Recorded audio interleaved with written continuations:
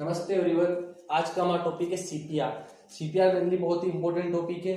CPR अगर हमें आता हो तो हम कभी भी किसी भी इमरजेंसी सिचुएशन में किसी भी पेशेंट की जान को बचा सकते हैं। जब तक कि मेडिकल टीम वहां तक नहीं पहुंचती है तब तक हम किसी को एक बार उसकी लाइफ को सेव करने में हेल्प कर सकते हैं। तो सीपीआर होता क्या है, पहले हम ये समझेंगे। CPR is known as cardio pulmonary resuscitation. जब किसी पेशेंट का हार्ट और उसका रेस्पिरेटरी सिस्टम काम करना बंद कर देता है तो ऐसी कंडीशन में हम उसको सीपीआर प्रोवाइड करते हैं। Cardio means heart, pulmonary means lungs और रिसर्च मतलब उनका रिस्टार्ट करना। Is a life saving technique useful in many emergency including heart attack और near drowning in which someone's breathing और हार्ट बीट हैज स्टॉप। ऐसी situation में जिसमें उसकी सांसें और उसकी हार्ट बीट बंद हो चुकी है, ऐसी सिचुएशन में हम सीपीआर देकर उसकी लाइफ को बचा सकते हैं। तो this is the introduction of the CPR. आगे हम देखते हैं इसकी डेफिनेशन क्या है। तो cardio pulmonary resuscitation is a technique of basic life support for oxygenating the brain and heart और ब्रेन को ऑक्सीजन प्रोवाइड करने के लिए ये एक इमरजेंसी सिचुएशन होती है जिसे हम सीपीआर कहते हैं। अंटिल अप्रीप्लाइड, जब तक कि हमारे हार्ट और ब्रेन जब तक रिस्पॉन्स ना दे जब तक हम इस साइकिल को कंटिन्यू करते रहते हैं सीपीआर को। आगे देखेंगे हम सीपीआर देते कैसे। ओके, इसके पर्पस क्या होता है। To maintain an open and clear airway. जो एयरवे होता है पेशेंट का उसको मेंटेन करना और ओपन करना। अगर किसी कारणवश उसका एयरवे जो होती है उसकी सांस लेने का जो रास्ता होता है वो बंद हो चुका है तो उसको सही से हमें क्लियर करके ओपन करना है। To maintain breathing by external ventilation.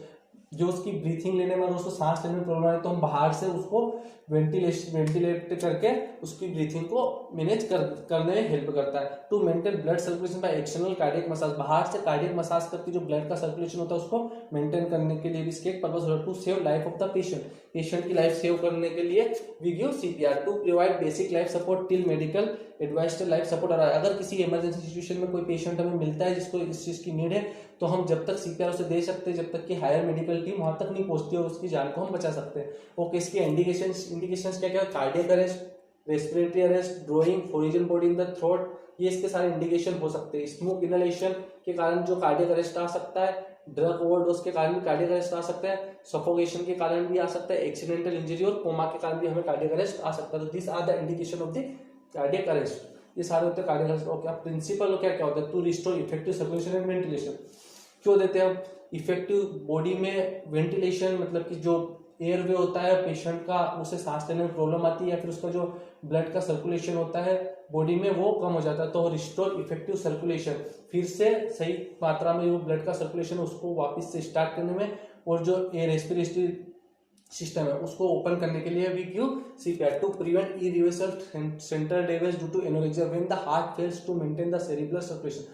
अगर हार्ट हमारा सही से सर्कुलेट नहीं करेगा तो ब्रेन को भी इस चीज में सफर करना पड़ सकता है। अगर हार्ट से एयरवे सही है और अगर हार्ट ब्लड को सही से पंप नहीं कर पा रहा है तो इन द केस ब्रेन तक ऑक्सीजन नहीं जा पाएगा और उस चीज में हमारा ब्रेन कुछ मिनट तक सफर कर सकता है।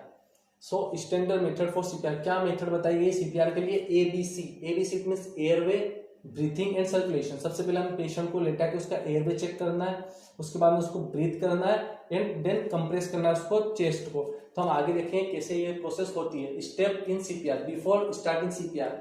अगर हमने देखा कि कोई सी भी इमरजेंसी कंडीशन है, पेशेंट हमारे सामने लेटा हुआ है तो हमें सबसे पहले करना क्या है, पहले हमें पेशेंट को चेक करना है कि वो कॉन्शियस है अनकॉन्शियस है, मतलब क्या वो रिस्पॉन्स कर पा रहा है या फिर नहीं कर पा रहा है। तो ये चीजें हमें उसकी चेक करनी। If the person appears unconscious, अगर हमें मिलता है कि पेशेंट जो पर्सन है वो अनकॉन्शियस है, मतलब कोई भी रिस्पॉन्स दे नहीं पा रहा है, तो टेप और शेक इस शोल्डर, उसके शोल्डर और उसको शेक करके हमें पता लगाना, उससे पूछना है कि आई ओके, मतलब कि हमें जानकारी लेनी है कि वो रिस्पॉन्स करता है या नहीं करता है। अगर वो रिस्पॉन्स नहीं देता है तो हम जो है उसको पहले लोकल नंबर पे कॉल करेंगे, इमरजेंसी को टीम को कंफर्म करेंगे, देन उसके बाद में हम सीपीआर प्रोसेस देना स्टार्ट करेंगे।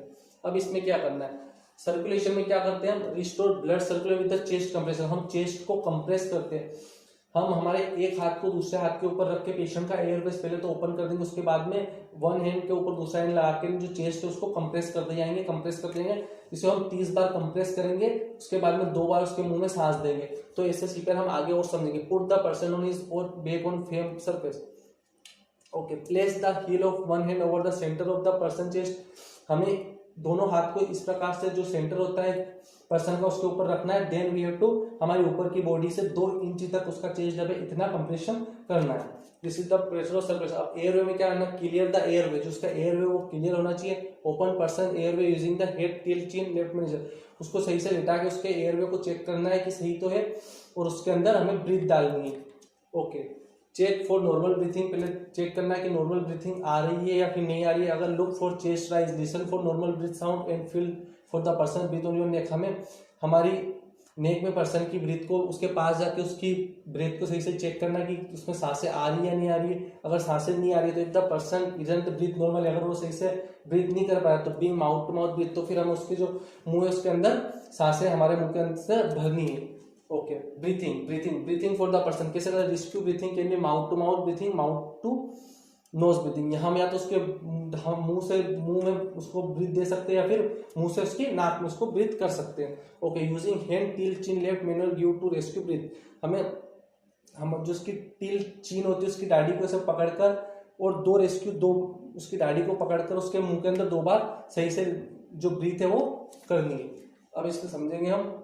ओके, उसके बाद में 3 time chest compress, 30 time chest compress. हमें इसके बाद में क्या करना है, 30 बार उसकी चेस्ट को, पेशेंट लेटा है 30 बार उसकी चेस्ट को कंप्रेस करना है।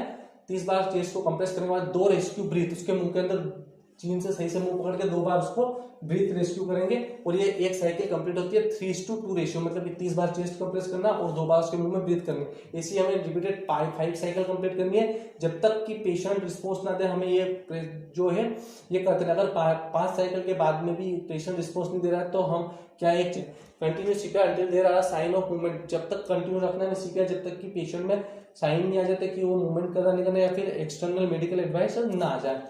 ओके, अब देखते हैं कि एक्चुअली इसकी स्टेप कैसे होती है। आपने थ्योरेटिकल समझा, वैसे समझेंगे हम concept in the real time. अगर ऐसा कोई फेस आता है आपके सामने तो कैसे करना है। अगर पेशेंट लेटा हुआ है जमीन पे तो सबसे पहले उसको शेक एंड सोट, उसको चेक करना है कि क्या इसको सही में नीड है।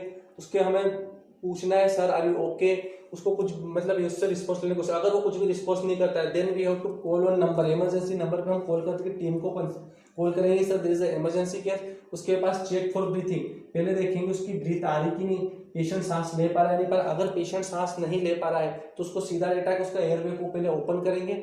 उसके बाद में place your hand at the centre of the chest, कुछ इस प्रकार से हम अपने हाथ को उसके हाथ रखें और 30 बार हम उसको कंप्रेस करेंगे।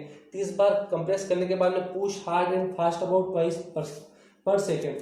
हमें 2 इंच नीचे तक उसके चेस्ट को कंप्रेस करते जाना है, कंप्रेस करते जाना है। उसके बाद में उसके मुंह में 2 बार सांसें देनी है। इसी ये साइकिल हमें 5 टाइम रिपीट करनी है। इसमें हमें 30 बार उसके चेस्ट को कंप्रेस करना है और 2 बार उसके मुंह में रेस्क्यू ब्रीथ डालनी है।